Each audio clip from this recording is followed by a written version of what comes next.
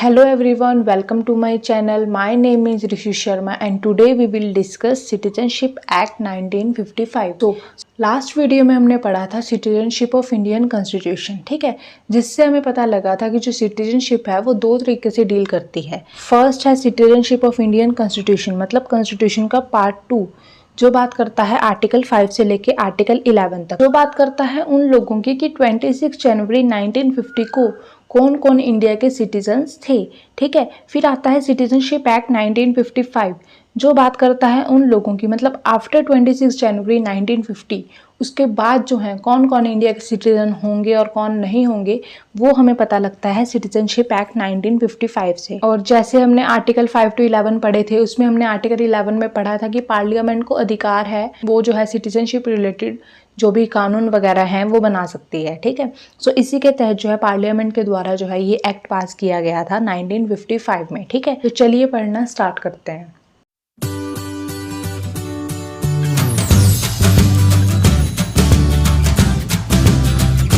तो citizenship act deal with the acquisition and termination of citizenship, मतलब कैसे कैसे सिटीजनशिप एक्वायर हो सकती है और कैसे जो है सिटीजनशिप जो है लॉस हो सकती है, उसकी बात करता है सिटीजनशिप एक्ट 1955, ठीक है। अब बात करते हैं अमेंडमेंट्स की। अब कोई भी चीज़ बनाते हैं वो एक बार में तो परफेक्ट नहीं बन सकती ना, तो वैसे सिटीजनशिप एक्ट भी था। तो जब सिटीजनशिप एक्ट 1955 में आया था तो इसमें बहुत सारी ऐसी चीज़ें थी जिनको चेंज करना बहुत ही ज़्यादा ज़रूरी था।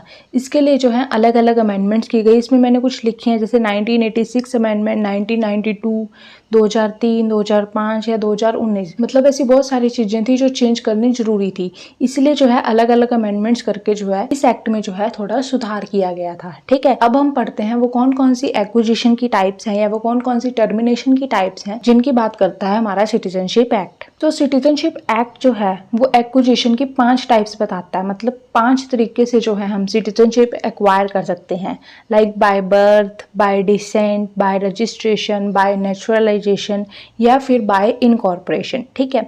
और अगर किसी पर्सन के पास सिटीजनशिप है तो उसकी सिटीजनशिप को जो है छीनना भी जा सकता है, मतलब उसकी सिटीजनशिप जो है वो ख़त्म भी की जा सकती है। उसके लिए भी जो है 3 टाइप्स हैं, रिनाउंसिएशन, टर्मिनेशन एंड डेप्रीवेशन। तो अब जो है एक एक करके जो है हम इनको पढ़ेंगे, ठीक है। तो सबसे फर्स्ट आता है बाय बर्थ, मतलब जन्म के आधार पर नागरिकता, ठीक है, अंडर सेक्शन 3। तो इसमें क्या बोला गया, इसमें जो है टाइम के अकॉर्डिंग जो है बहुत सारे चेंजेस किए गए।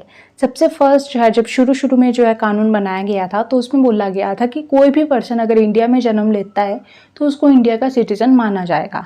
सो ये रूल कब तक एप्लीकेबल था, ये रूल था 1987 तक एप्लीकेबल, मतलब हर एक के ऊपर एप्लीकेबल था कि कोई भी पर्सन अगर इंडिया में जन्म लेगा तो उसको इंडिया का सिटीजन माना जाएगा। तो ऐसे क्या है, इस चीज़ का जो है बहुत ज़्यादा मिसयूज़ होने लग गया था, मतलब बहुत से जो लोग हैं इलीगल इमिग्रेंट्स हैं वो इंडिया में आकर रहने लग गए थे और जो है यहाँ पे अगर किसी के भी बच्चे का जन्म हो जाता था उसको जो है इंडिया की सिटीजनशिप जो है इजीली मिल जाती थी, ठीक है। मतलब बहुत ज़्यादा जो है मिसयूज़ होने लग गया था। फिर धीरे धीरे जो है हमको ये रियलाइज़ हुआ कि नहीं ये चीज़ तो गलत है, ठीक है। उसके बाद जो है 1987 में अमेंडमेंट की गई और ये ऐड किया गया कि अब जो है सिर्फ जन्म के आधार पर नागरिकता नहीं मिलेगी, अब जो है आपके पेरेंट्स को भी देखा जाएगा कि मतलब अगर किसी बच्चे का जन्म इंडिया में होता है तो उसे नागरिकता तभी मिलेगी अगर उसके फादर या मदर में से कोई इंडिया का सिटीजन है, ठीक है, क्योंकि ये रूल भी इतना काम नहीं किया। फिर जो है एक और अमेंडमेंट की गई 2003 अमेंडमेंट। इसके तहत क्या बोला गया, माता पिता का इंडियन सिटीजन होना तो जरूरी है लेकिन उसके साथ साथ जो उनके पास सिटीजनशिप है वो वैलिड होनी चाहिए, मतलब जो भी उनके पास डॉक्यूमेंट्स हैं या जो भी उनके पास पासपोर्ट है वो वैलिड होना चाहिए, मतलब वो इलीगल इमिग्रेंट्स नहीं होने चाहिए। अब इलीगल इमिग्रेंट्स कौन से होते हैं, इलीगल इमिग्रेंट्स वो होते हैं जब जिनके पास वैलिड डॉक्यूमेंट या पासपोर्ट नहीं होता, ठीक है, उनको बोला जाता है इलीगल इमिग्रेंट्स। सो 2003 में ऐड किया गया कि इंडियन सिटीजनशिप होना जरूरी है, साथ ही साथ वो जो है सिटीजनशिप वैलिड भी होनी चाहिए, ठीक है। अब बात करते हैं एक्विजिशन की नेक्स्ट टाइप की। सो सेकंड है बाय डिसेंट, मतलब वंश के आधार पे, जो बात करता है अंडर सेक्शन 4, ठीक है। तो इसमें क्या बोला गया, इसमें किस किसको नागरिकता मिल सकती है, इसमें उन पर्सन्स को नागरिकता मिलेगी जिनका जन्म जो है आउटसाइड इंडिया हुआ है, मतलब इंडिया के बाहर हुआ है, मतलब किसी फॉरेन कंट्री में हुआ है, ठीक है। तो इसमें भी जो है बहुत सारे चेंजेस जो है टाइम के अकॉर्डिंग किए गए। सो पहले बोला गया था कि कोई भी पर्सन अगर किसी का जन्म इंडिया के बाहर हुआ है तो उसको जो है इंडिया की सिटीजनशिप मिल जाएगी अगर उसके फादर जो हैं वो इंडिया से बिलोंग करते हैं, मतलब उनके पास जो है इंडियन सिटीजनशिप है, वो इंडिया के सिटीजन हैं, तो उस बच्चे को भी जो है इंडिया की सिटीजनशिप मिल जाएगी। ठीक है, लेकिन फिर जो है अमेंडमेंट की गई 1992 में, उसमें बोला गया सिर्फ फादर का इंडियन सिटीजनशिप होना जरूरी नहीं है। अगर फादर या मदर मतलब दोनों पेरेंट्स में से कोई भी इंडियन सिटीजन है तो उस बच्चे को जो है इंडिया की सिटीजनशिप जो है मिल जाएगी। ठीक है, मतलब 1992 से पहले जो है मदर का कोई रोल ही नहीं था।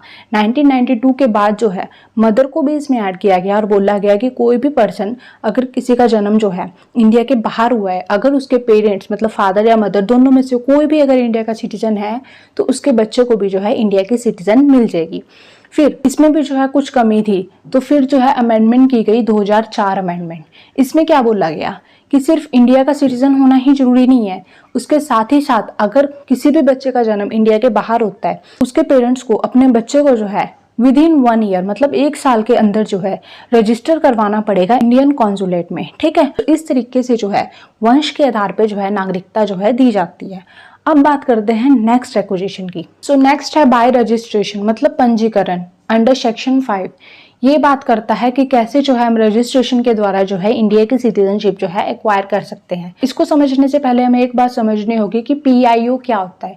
PIO मतलब पर्सन ऑफ इंडियन ऑरिजिन। ठीक है, सो ये वो पर्सन होता है, PIO मीन्स वो person who at any time held Indian passport, मतलब जिसके पास जो है किसी टाइम पे जो है इंडिया का जो है पासपोर्ट रहा हो, या फिर वो पर्सन जिसके जो है माता पिता का जन्म इंडिया में हुआ हो मतलब अनडिवाइडेड इंडिया में हुआ हो, या फिर who is a spouse of Indian citizen मतलब जिसकी जो है शादी जो है इंडिया में हुई हो, उसको बोला जाएगा पर्सन ऑफ इंडियन ऑरिजिन। अगर कोई भी पर्सन चाहे तो बाय रजिस्ट्रेशन के थ्रू इंडिया की सिटीजनशिप एक्वायर कर सकता है, लेकिन उसके लिए कुछ शर्तें हैं। शर्तें क्या हैं? पहली शर्त है कि वो पर्सन जो है इंडिया में रह रहा हो 7 साल से before making application for registration, मतलब रजिस्ट्रेशन के लिए एप्लीकेशन फाइल करने से पहले जो है 7 साल पहले से जो है वो इंडिया में रह रहा हो, या फिर a person is a resident in any country और प्लेस आउटसाइड अनडिवाइडेड इंडिया। ठीक है, मतलब अनडिवाइडेड इंडिया में जो है कहीं मतलब आउटसाइड प्लेस में जो है कहीं अनडिवाइडेड इंडिया के बाहर जो है रह रहा हो। ठीक है, मतलब या फिर वो पर्सन जिसकी जो है शादी इंडिया के सिटीजन के साथ हुई हो, या फिर minor childrens of parents who are citizen of India, मतलब उनके माइनर जो चिल्ड्रंस हैं जो इंडिया के सिटीजन है, मतलब उनके जो है माइनर बच्चे हैं वो, या फिर वो पर्सन जो फुल एज एंड कैपेसिटी का हो, मतलब जो कि 5 साल पहले से ही ओवरसीज ऑफ इंडिया के अंडर जो है रजिस्टर हो, तो उसको जो है एप्लीकेशन फाइल करने से पहले जस्ट 1 ईयर के लिए जो है इंडिया में रहना होगा। ठीक है, सो ऐसे जो है इंडिया की सिटीजनशिप जो है अगर ये शर्तें जो है कंप्लीट हो जाती हैं तो कोई भी पर्सन जो है इंडिया की सिटीजनशिप जो है एक्वायर कर सकता है। ठीक है, अब बात करते हैं नेक्स्ट एक्विजिशन की। नेक्स्ट है बाय नेचुरलाइजेशन जो है अंडर सेक्शन 6 के, जो बात करता है जिसको हिंदी में बोलते हैं देशीकरण। तो कोई भी पर्सन अगर चाहे तो वो गवर्नमेंट ऑफ इंडिया को जो है लेटर लिख सकता है, और गवर्नमेंट ऑफ इंडिया चाहे तो किसी भी पर्सन को जो है इंडिया की सिटीजनशिप जो है वो इशू कर सकती है, लेकिन उसके लिए भी जो है कुछ कंडीशंस। ऐसे ही थोड़ी ना किसी को भी जो है इंडिया की सिटीजनशिप जो है वो इशू कर दी जाएगी। उसके लिए जो है पिछले 15 साल का जो है आपका रिकॉर्ड देखा जाता है। ठीक है, इसके लिए जो शर्तें हैं वो ये हैं कि सबसे फर्स्ट डेट ऑफ एप्लीकेशन के 12 महीने पहले से ही आप इंडिया में रह रहे हों, या फिर गवर्नमेंट ऑफ इंडिया के अंडर जो है सर्विस कर रहे हों। ठीक है, पहली शर्त तो ये है। फिर सेकंड है कि डेट ऑफ एप्लीकेशन के 14 साल पहले, मतलब 12 महीने 1 साल पहले जब आपने एप्लीकेशन फाइल की, उसके 1 साल के अंडर तो आपको इंडिया में रहना ही है, लेकिन उससे पिछले जो 14 साल है, बोला ना 15 साल का रिकॉर्ड देखा जाएगा, तो वो 14 साल में कम से कम एटलीस्ट 11 ईयर्स आप इंडिया में ही रहे हों, और उसमें भी जो है आपने गवर्नमेंट ऑफ इंडिया के अंडर जो है या फिर कोई सर्विसेज दी हों।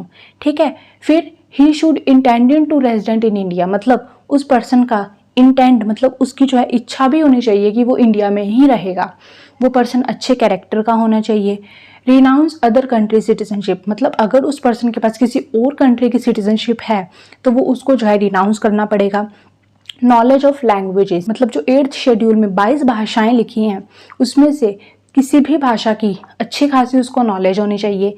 फिर he is not a citizen of a country where Indian citizens are prevented from becoming citizen, मतलब वो ऐसे देश का नागरिक नहीं होना चाहिए जहाँ पे इंडिया के लोगों को सिटीजनशिप दी ही नहीं जाती। ये जो कुछ कंडीशंस हैं अगर इनको फुलफिल किया जाएगा तो कोई भी पर्सन जो है बाय नेचुरलाइजेशन जो है सिटीजनशिप एक्वायर कर सकता है, लेकिन इन कंडीशंस को जो है कम ज़्यादा गवर्नमेंट के द्वारा किया जा सकता है, मतलब रिलीफ दिया जा सकता है।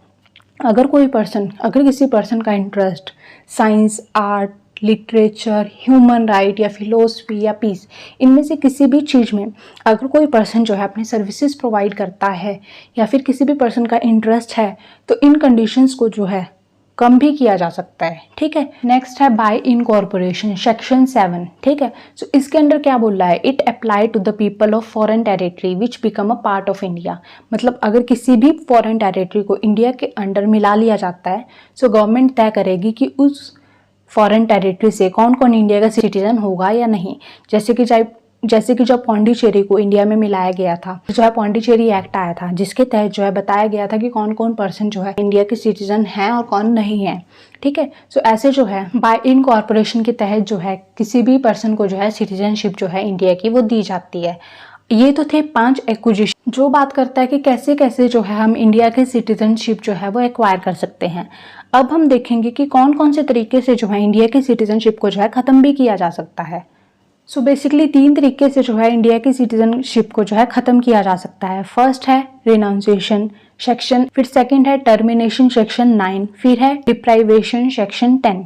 सो फर्स्ट के अकॉर्डिंग कोई भी मतलब मेक अ डिक्लेरेशन, मतलब अगर आप डिक्लेयर कर देते हो कि आप जो है इंडिया की सिटीजनशिप नहीं रख रहे हो, तो जो है अपने आप ही आपकी इंडियन सिटीजनशिप जो है खत्म हो जाएगी। सेकंड है टर्मिनेशन, मतलब वॉलेंट्री आप जो है किसी और कंट्री की सिटीजनशिप जो एक्वायर कर लेते हो, तो ऑब्वियस सी बात है इंडिया की सिटीजनशिप जो है वो खत्म हो जाएगी, मतलब टर्मिनेट हो जाएगी। फिर डिप्राइवेशन, उसके अंडर क्या है, टर्मिनेशन बाय गवर्नमेंट, मतलब गवर्नमेंट अगर चाहे तो आपकी जो है सिटीजनशिप को जो है टर्मिनेट कर सकती है इन केस ऑफ फ्रॉड या डिसलॉयर, या फिर आप कनेक्टेड हो विद एनिमी, मतलब किसी ऐसी कंट्री के साथ कनेक्ट करते हो जो कि इंडिया की दुश्मन है, मतलब एनिमी है। सो इन 3 केसेस में इंडिया की सिटीजनशिप को जो है आप लूज कर सकते हो, इंडिया की सिटीजनशिप को जो है आप खो सकते हो। ठीक है, अब इनको याद कैसे रखें। फॉर एग्जांपल जैसे आप स्कूल में एडमिशन आप किसी स्कूल में एडमिशन लेते हो, ठीक है, सो वो एडमिशन जो है वो 3 तरीके से खत्म हो सकती है। या तो आप खुद ही बोल देते हो कि आपको स्कूल में नहीं पढ़ना, सो वो तो आ जाता है रेनाइजेशन के अंदर।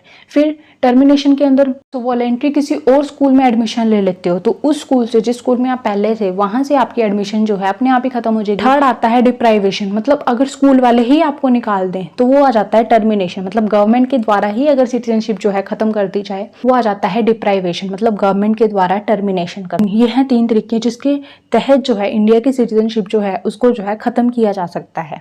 ठीक है, सो आज की वीडियो में हमने पढ़ा एक्विजिशन के 5 एंड लॉस के 3 तरीकों को। सो अगर आपको मेरी वीडियो अच्छी लगी है तो प्लीज़ इसको लाइक कीजिएगा, शेयर कीजिएगा, मेरे चैनल को सब्सक्राइब कीजिएगा और कमेंट करके बताइएगा कि आपको मेरी वीडियो कैसी लगी है। So see you in the next video, तब तक के लिए बाय बाय।